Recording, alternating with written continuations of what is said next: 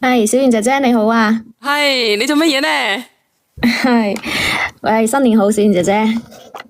啊，我想同你講講我啲家事啊，本來新年流流都唔想講嗰啲唔開心嘅事嘅。哦，你講。唉，但係我又忍唔住咯，我真係好唔開心啊！我想同你講下。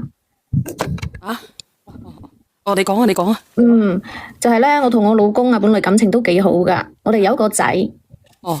然之後個仔都算聽話啦，我原本同外家人個感情又好好嘅，而家就係因為一件事搞到我裏外唔係人咯。你講點算咧，小圓姐姐？點解裏外唔係人咧？你講好煩啊下。我覺得煩啊。我之前咯，一直喺屋企帶細路仔嘅，我老公就喺出邊做嘢噶嘛。因為咧，我細路屋企離我屋企就唔遠咯。我媽佢就講啦，反正第一個又係帶，第兩個又係帶，佢就叫我將個仔放喺佢屋企，佢幫我湊咯。哦，咁好嘅，你個老母。係啊，我外家真係幾好噶，我就喺出邊做啲散工咯。哦。但係即係我細佬同我弟婦佢哋又唔反對咯，就係我每個月我俾2000蚊我媽咁就 OK 啦。你話啦，我外家喺邊度玩係咪？同你帶幾多個小朋友啊？一個，我就一個仔。哦，你好啊，越南嘅女仔啊，越南妹啊，婉雪，你好啊，你繼續講啊。之後咧，我就係每個月俾2000蚊我媽咁咪得咯。咁我啱先又講啦，我老公佢一直都喺出邊做嘢噶嘛，我媽佢又幫我湊仔喎，所以我自己打啲散工。呢幾年咧，我哋兩公婆都存到啲錢噶，雖然就唔係講好多咯，但係都有20幾萬。但係咧就係因為前年我細佬佢就想買套學區房啊嘛，佢唔夠錢，我媽佢就講希望我可以幫下我細佬咯，我咪私底下就醒咗5皮嘢我細佬。借嘅定係送嘅？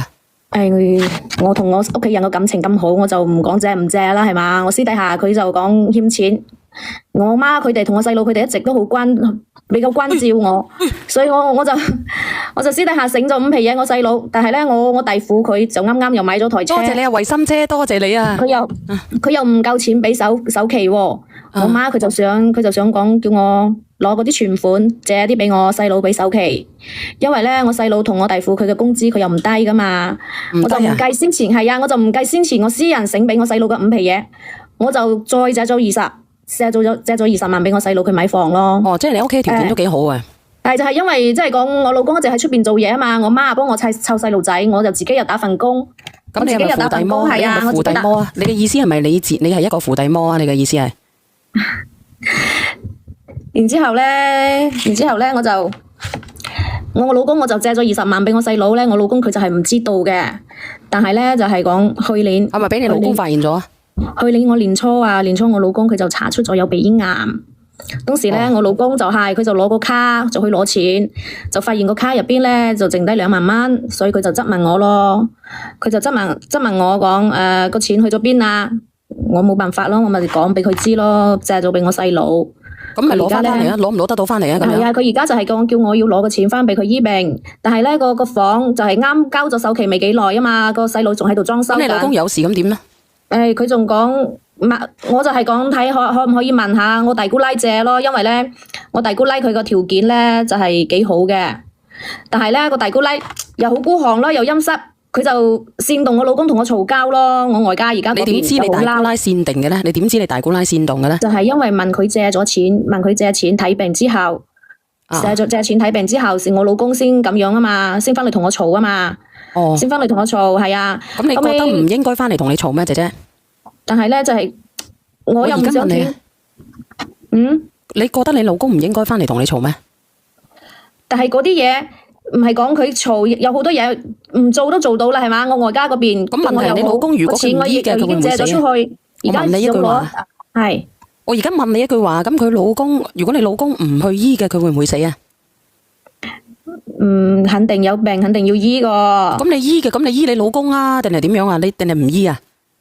肯定要醫啊！咁你醫你老公嘅，咁你老公有事嘅，點解唔可以攞翻啲錢嚟醫你老公咧？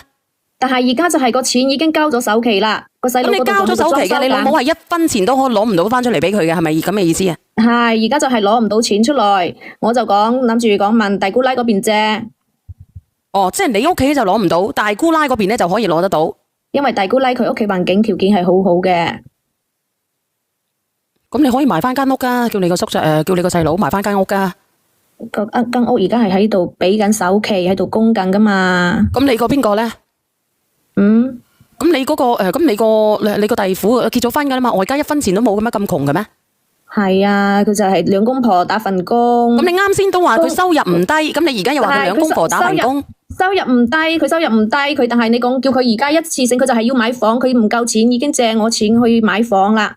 咁一分錢都冇錢買，咁唔夠啊！姐姐你聽我講，佢就攞唔到俾我。我而家問你啊，咁佢唔夠錢買，咁佢點解要買屋咧？唔夠錢你要問人哋借錢買屋嘅咧？我想問下你哋，如果係咁樣，我咪發達做晒老闆娘。但係佢就係要買學區房，細路仔要上學啊嘛，要翻學啊嘛。個細路仔都要上學噶啦，咁你冇能力嘅。賣出去會蝕好多錢噶。係咪會蝕好多錢嘅？快啲覆下我啊！啊，呢個田飄話佢啱啱買車係咪啊？係啊，個弟婦啱啱又買到架車。啊，你講啊！我問一個問題，我落噶啦。其實咧，你老公條命重要啲啊，定係咧你細佬間屋重要啲咧？還有咧，佢冇屋住唔使死，你老公冇錢睇病會死噶，係咁啦。多謝晒，有個朋友仔上咗個紅包啊！呢個姐姐睇你一隻算數喎，暗晒個老公啲錢俾晒個細佬。呢個凡事靠自己，我等下同佢傾完咧，我連埋你嘅凡事靠自己。咁你度算人哋個家族喎，咁你賣翻間屋唔得嘅咩？本身你間屋就唔係你嘅，你就理所當然行上嚟呢度。係嘛？咁你講晒噶啦，全部一個老公啲銀紙，個老公有病，你行去揾個大姑奶借喎，咁你唔使埋翻間屋咩？你間屋本來就唔係你嘅，本來就唔係你個細佬嘅，你講咩啊？而家就係間屋賣出去要蝕好多錢嘛。你唔能夠講嗰啲嘅靚女，我同你講，講起翻嚟把火嘅人哋，你知唔知啊？你本身你個人就係扶弟母，係咪咁講啊？嗱，你試下啦，你而家人哋個大姑啦，就算有都唔會借俾你嘅。我話俾你知唔係啦，有咩理由我有銀紙？喂，你自己有銀紙喺度，做咩要同我借銀紙呢？你本身有幾廿萬喺度，就你講出嚟咧，而家就即係唔暗數都唔計啦，都25萬啦。咁你講啦，依家應該點算咧？應該你就賣翻間屋，馬上要俾錢，唔係你同婚就保唔住嘅，婚姻你都保唔住啊！你唔好咁得戚啦你講笑啊？跟住個家族你都幫我，明唔明啊？係。你為咗屋企，連自己頭家都唔緊要啊！你非常之危險噶，好冇？你以為你就咁咪得啊？當時借嗰陣時，老公係未有借嘅，唔係你唔好講咁多嘢，全部錯喺你身上，你個老公係唔知嘅。當時借錢嗰陣時，老公都未有事噶嘛，未發覺未查出有事啊嘛。家庭你講得定嘅咩？嗱，所以你就呢啲嘢就係整定噶啦。我話俾你知，就係咁嘅。人有不測風雲啊，就係出現喺你身上啦。你交得到差咩？你認為自己依家交得到差咩？靚女，我同你講啊嗱，你交得到差咩？走去同人哋大姑奶借錢，你好意思？你有冇面嘅？當時都冇事噶，唔通唔借咩？我家人又對我咁好。對你咁關你咩事啊？走去同人哋家即係請人家個家族啲錢喎。你有冇諗過你欠人啲錢拎翻去外家叫個細佬埋翻間屋啊？咁你係唔係想我斷外家條路咧？咁你而家唔借嗰隻就出去啦，我點叫翻嚟咧？而家都喺度供緊啦，講都喺度供緊啦。你叫你綁架人，你喺度好唔好？呢個786嘅，呢個係咪連咗班人嚟想分享故事？佢係有錢噶，有錢你點話？我係唔借俾你，因為你都有錢。唔係，你等等我先啦。嗱，我又想講啊嗱，咁你話你大姑奶有錢嘅，但係啲錢係你大姑奶噶嘛？正如你老公儲咗啲錢啊，嗰幾廿萬係你老公同埋你噶嘛？咁點解我唔用咗我自己啲錢，我要去借咗人哋啲錢去醫病，唔用自己啲錢將自己啲錢借咗出去呢？但係我啲錢就係已經借咗出去嗰陣時，借出去嗰陣時未有事噶嘛。阿姐姐，我教你一個辦法啦，你個細佬間屋供噶嘛，同個大姑奶借錢去俾埋夠佢嘛。其實唔使噶。唔通我同佢兩姐弟，我見死不救咩？唔通佢哋兩姐弟見死不救咩？係嘛？自私自利到依家你錯仲未知道錯喺邊度？唔係，我哋唔好講咁多。咁你想救你老公啊，定係救你兩姐弟啊？嗱，你唔好講我粗口啊，呢個明天美好。你講真啦，屌乸聲啊，你男定係女嚟噶？即係如果我自己個老公係咁樣嘅，我唔會幫女人咯。老實講啊，係咪先啊？如果我係男人嘅，我幾早就休鳩柒你啦，屌乸聲。即係咁樣講咯。倒數第一咪邊個嚟噶？靚女，我問下你，如果係鼻咽癌嗰個係你問你細佬攞翻啲錢？呢個問題非常之好，係咪咧？支持咗外家先。啱啊，冇錯。係咯，你女問得啱啊。我都諗唔到呢個問題咁尖銳嘅。我問你啊，姐姐。講啦。冇有呢種如果噶。做咩會冇咧？咁你聽日得咗咧？做咩冇呢？你聽日到你呢？呢啲今日唔知邊日事嘅，咁你好難講喎。自私自利啊！我同你講啊，將個細女倒你嘅婚姻喺度，好唔好？我批過你啊，真係。批你啊，批阿生如飛啦，你咪批我啊！正常嘅男人啊，即時唔要你，你花啲錢翻嚟，我就唔要你啦。倒數第一批邊個嚟㗎？過你以為我想問下你而家嗰個靚女一實得啊？個問題，啊，你問啦。佢啱先講話佢外家啲人對佢好好啊，咁如果佢外家啲人對佢咁好嘅話，見到你個老公有事，係咪都會主動攞翻啲錢出嚟救人先呢？扮晒嘢。而家唔係唔想攞啊，係個錢攞唔到啊，已經個房已經供咗喺度供緊噶啦，而家賣又要我想問下你咧，啱啱買翻嚟裝修完呢啲屋咧，可唔可以賣翻出去㗎？因為我冇買過，我唔知撚柒啊。想幫問題係冇啊嘛。佢想賣就什麼時候都賣咗。唔係啊，咁可以貸㗎嘛？啱唔啱啊？可以貸㗎嘛？有冇人識㗎？因為我唔識㗎喎呢個嘢，可以做二押㗎，阿姐姐。佢供樓啲可以做二押都可以嘅。可以二押㗎，咁點解你唔可以二押翻出嚟俾翻佢咧？啲錢係啊，佢個細佬冇心啊，佢個細佬同佢弟婦仲有佢阿媽，肯定都唔想攞錢出嚟救冇咗，其實就一家人呃佢喺度，好冇？阿姐姐，其實佢係俾佢細佬同佢阿媽 PUA 咯。冇錯，呢個小姐姐全部都法庭犯外家病就係咁樣嚟嘅，導致到你將你嘅婚姻嚟換成。我講兩句啊，佢嗰個裝修嗰個間屋咧可以移替嘅，攞嗰個副本到邊度唔使啊，就裝修睇得啦，可以替到嘅。就攞裝修睇得夠條錢啊！但係我外家佢一家對我都好好喎，點開口啊？你考慮清楚，你而家係你老公有病，首先醫好你老公先有機會賺錢嘅。但係你而家咧，你老公係生病，你靠人哋告你大官啦，因為你本身係有錢噶嘛，你將全部嘅錢抌晒你外家嗰邊。咁我問你啦，因為人性都唔係咁噶嘛，係咪？你首先我知道，但係我大姑奶佢冇有錢㗎，佢可以借㗎嘛。你冇理由人哋有錢關你咩事啫？你本身真係有錢噶嘛？你首先你自己做好你自己先啦。佢兩姐弟唔通真係見死不救咩？你自己見死不救啊？唔係你大姑奶啊，陰女，你明未？佢有錢佢可以借住先啊嘛，而家先解決問題啊嘛。喂，你自己本身有錢，做乜要同人哋借錢呢？係啊，算啦，呢啲都過咗去噶啦。我大姑奶咧就借咗10萬蚊俾我老公去睇病噶啦。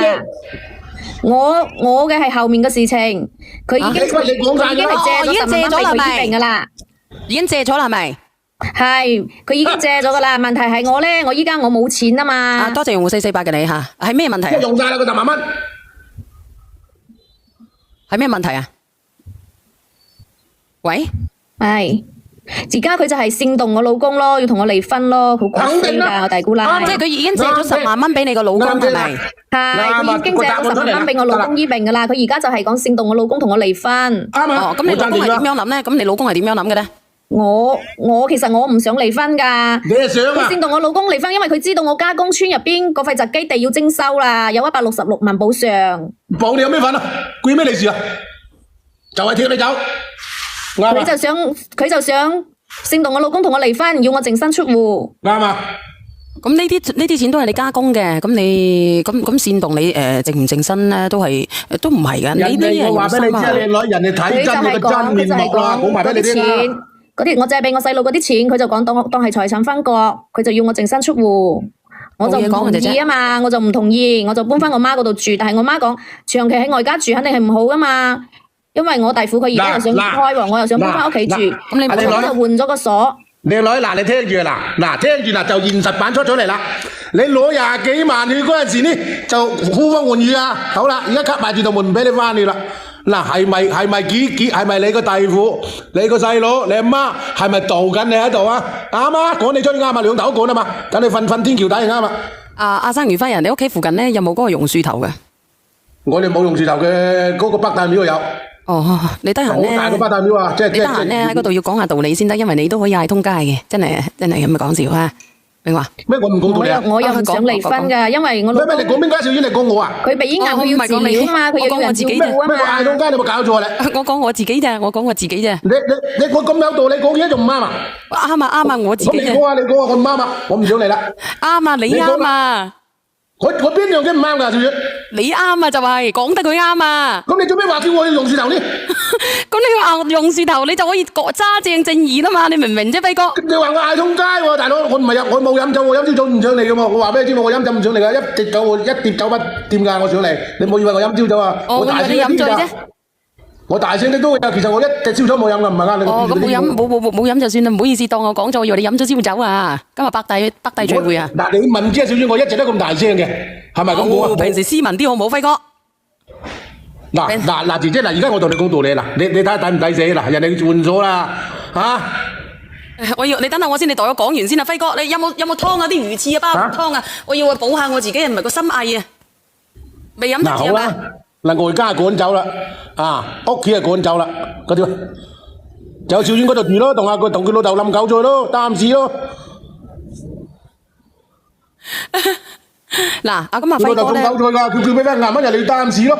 嗱，阿輝哥咧都講得有道理嘅，姐姐，你想點樣啊？你話你想同佢復婚係咪？或者同佢和好如初係咪？我唔想離婚嘅，因為我老公佢醫病啊嘛，佢身體唔好，佢要人照顧啊嘛，我都想喺屋企照顧佢噶，我唔想離婚噶。咁你而家咪喺屋企啊？姐姐，所以我想約我老公上來，你幫我哋調解下可唔可以啊？小圓姐姐。嗱咁樣啦，你咁樣，你睇下你老公幾時願意上下嚟，我哋聽聽你老公嘅心聲，咁樣都好嘅。